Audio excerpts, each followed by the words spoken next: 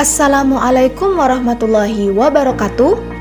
Kami mahasiswa Estamik Royal Kisaran, Program Studi Sistem Informasi, Kelompok 2, Semester 6. Video ini dibuat guna untuk memenuhi tugas mata kuliah Tata Kelola Sistem Informasi dengan dosen pengampu Ibu Suci Andriani MKom.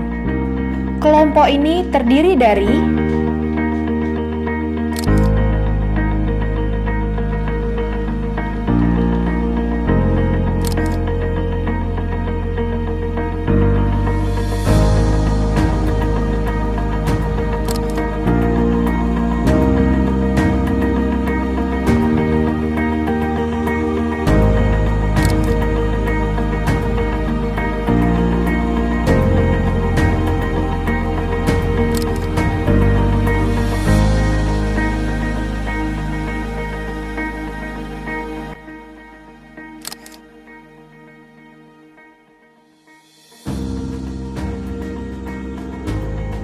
Di sini, kelompok kami akan membahas materi tentang ITIL atau Information Technology Infrastructure Library.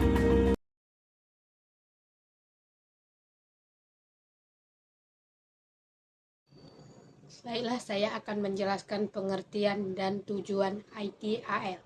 ITIL adalah singkatan dari Information Technology Infrastructure Library, sebuah kerangka kerja framework yang memberikan saran atau panduan bagaimana penyediaan layanan teknologi informasi atau TI sebaiknya menjalankan manajemen layanan TI yang berhasil. Kerangka kerja ini dibuat berdasarkan praktik terbaik atau best practice organisasi-organisasi besar dalam menjalankan manajemen layanan TI dan telah teruji di berbagai jenis industri dan organisasi. ITIL hanyalah panduan, bukan standar yang semua aspek harus dipenuhi. Setiap organisasi diberikan keluasan bagaimana mereka mengadopsi dan beradaptasi dengan kerangka kerja ITIL sesuai dengan kebutuhan dan kondisi masing-masing organisasi. Tujuan ITIL: 1. Mendukung keberhasilan organisasi dengan mensinkronisikan antara layanan TI dengan kebutuhan bisnis dan pelanggan saat ini dan di masa mendatang. 2. Meningkatkan kualitas layanan TI secara terus-menerus. 3. Menekankan biaya penyediaan layanan TI dalam jangka panjang.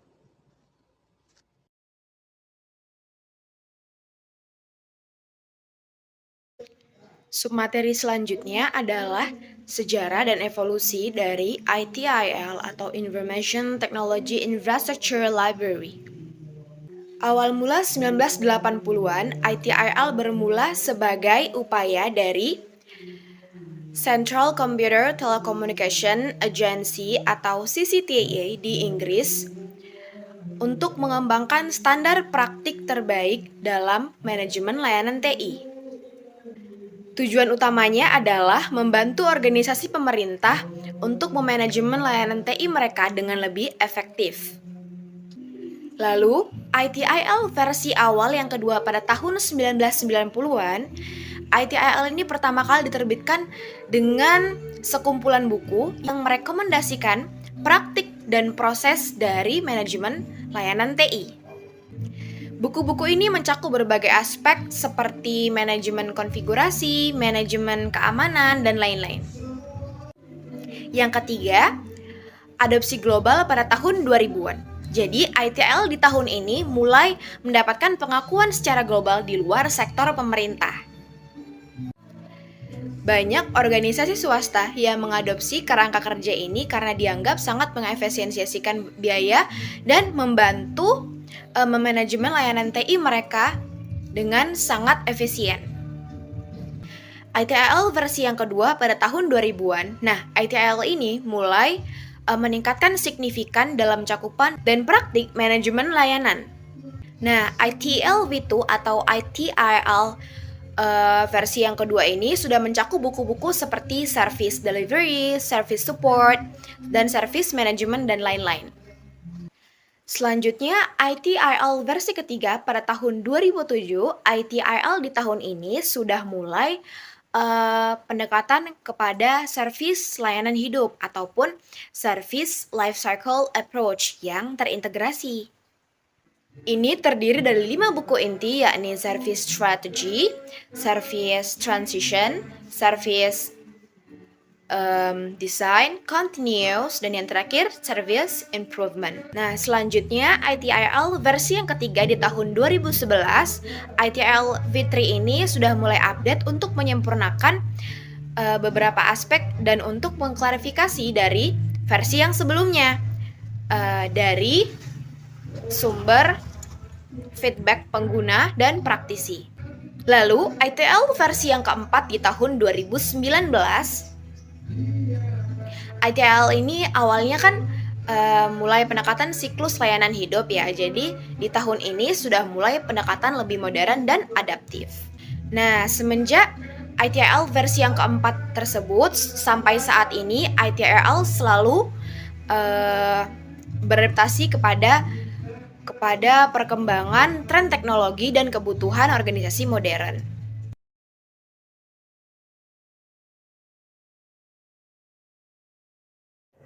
Assalamualaikum warahmatullahi wabarakatuh. Dengan saya Sari Syadila Valentina Simanjunta dengan NIM 21220564. Baiklah, saya di sini akan menjelaskan tentang kelebihan dan kekurangan dari ITIL atau Informasi Teknologi Infrastruktur Library, yang dimana kelebihan dari ITIL ini atau ITIL yang pertama itu meningkatkan efisiensi dan efektivitas layanan TI, di mana ITIL ini menyediakan panduan untuk proses dan praktik terbaik yang dapat membuat organisasi meningkat efisiensi dan efektivitas layanan TI mereka. Yang kedua, meningkatkan kualitas layanan TI. ITIL ini membantu organisasi untuk memastikan bahwa layanan TI mereka memenuhi kebutuhan pengguna sesuai dengan tujuan bisnis. Yang ketiga, itu meningkatkan kepuasan pengguna, di mana layanan TI yang efisiensi dan efektif dan memberi kualitas tinggi dapat meningkatkan kepuasan pengguna. Keempat, mengurangi biaya, di mana ITIL ini dapat membantu organisasi untuk mengurangi biaya TI dengan meningkatkan efisiensi dan efektivitas layanan TI. Kelima, meningkatkan kontrol dan visibilitas, yaitu ITIL menyediakan kerangka kerja untuk mengelola TI secara efektif yang dapat meningkatkan kontrol dan visibilitas atas layanan TI. Yang keenam, itu meningkatkan kesiapan untuk perubahan, di mana ITIL ini dapat membantu organisasi untuk lebih siap menghadapi perubahan dengan menyediakan panduan untuk mengelola perubahan secara efektif. Yang ketujuh atau yang terakhir yaitu meningkatkan kepatuhan. ITIL ini dapat membantu organisasi untuk memenuhi atau mematuhi peraturan dan persyaratan hukum yang berlaku. Baiklah, saya di sini akan menjelaskan kekurangan dari ITIL. Yang pertama ada kompleksitas, di mana ITIL adalah kerangka kerja yang kompleks dan komprehensif yang dapat membuat implementasi dan penerapannya sulit dan memakan banyak waktu. Kedua, biaya. Implementasi dan penerapan ITIL dapat memakan biaya yang mahal, terutama bagi organisasi kecil atau menengah. Ketiga, itu ada kekuatan, di mana kekurangan ini ITIL dapat dianggap terlalu kaku dan tidak fleksibel oleh beberapa organisasi. Yang keempat, itu ada fokus pada TI. Kekurangan ini, ITIL berfokus pada manajemen layanan TI dan memungkinkan tidak cukup memperhatikan kebutuhan bisnis secara keseluruhan.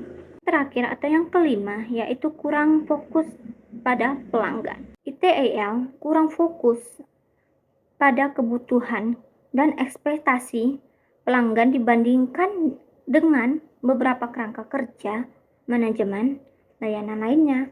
Dapat saya tarik kesimpulan dari kelebihan dan kekurangan ITIL atau Informasi Teknologi Infrastruktur Library, yang dimana merupakan kerangka kerja yang sangat bermanfaat untuk meningkatkan pengelolaan layanan IT.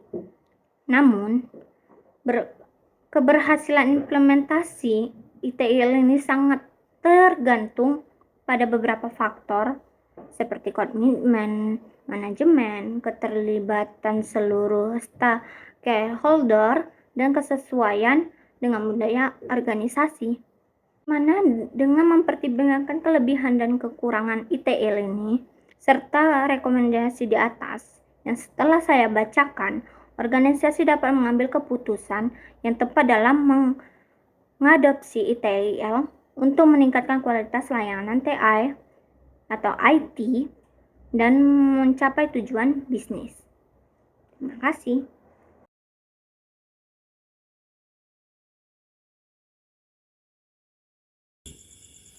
Saya Gitara Yuninda Wardani. Di sini saya akan menjelaskan tentang struktur ITAL. Struktur ITAL terdiri dari beberapa elemen utama. Yang pertama ada Service Life Cycle atau siklus layanan. Ini terdiri dari 5 fase utama yang melibatkan strategi layanan, desain layanan, transisi layanan, operasi layanan, dan perbaikan layanan. Setiap fase memiliki proses dan aktivitas yang terkait.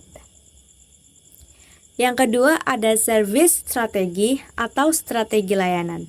Service strategi ini fokus pada bagaimana menyusun strategi TI untuk mendukung tujuan bisnis, termasuk manajemen portofolio layanan, pengembangan strategi, dan manajemen keuangan TI. Yang ketiga ada service design atau desain layanan. Ini melibatkan layanan baru serta arsitektur TI yang mendukungnya. Ini mencakup manajemen kapasitas keamanan dan aspek-aspek desain lainnya. Yang keempat ada service transition atau transisi layanan. Service transition merupakan proses untuk memindahkan layanan baru dari fase desain ke produksi, termasuk pengelolaan, perubahan, pengujian, dan pelatihan. Yang kelima ada service operation atau operasi layanan.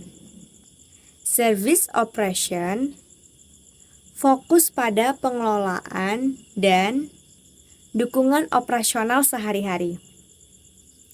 Dari layanan TI, termasuk manajemen insiden, permintaan layanan, pemantauan, dan pengelolaan keamanan. Yang terakhir ada continual service improvement atau perbaikan layanan berkelanjutan. Ini merupakan proses untuk memantau dan meningkatkan kinerja layanan TI secara berkesinambungan berdasarkan analisis dari data pelanggan.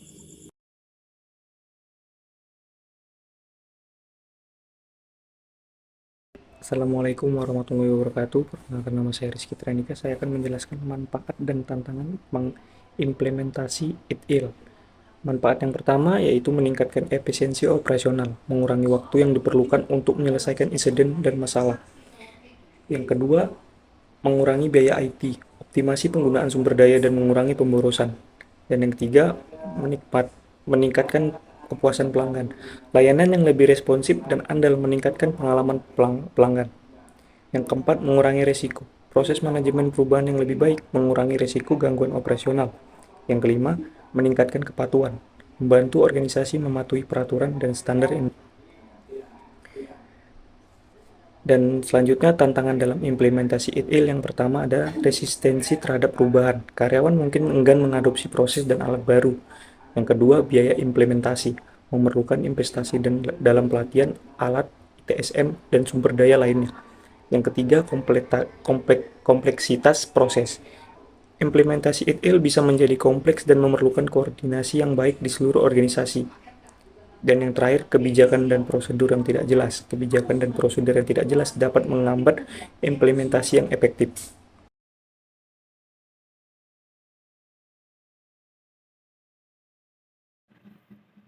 Implementasi Information Technology Infrastructure Library melibatkan serangkaian langkah-langkah untuk memperkenalkan praktik-praktik terstandar dalam manajemen layanan teknologi informasi.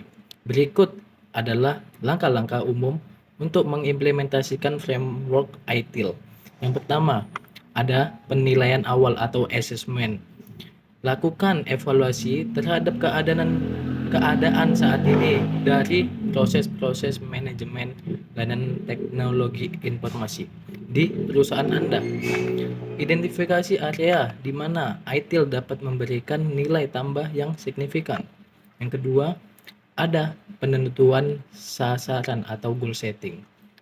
Tetapkan tujuan yang jelas untuk implementasi ITIL, seperti meningkatkan kepuasan pengguna, meningkatkan kualitas layanan, atau mengoptimalkan penggunaan sumber daya IT.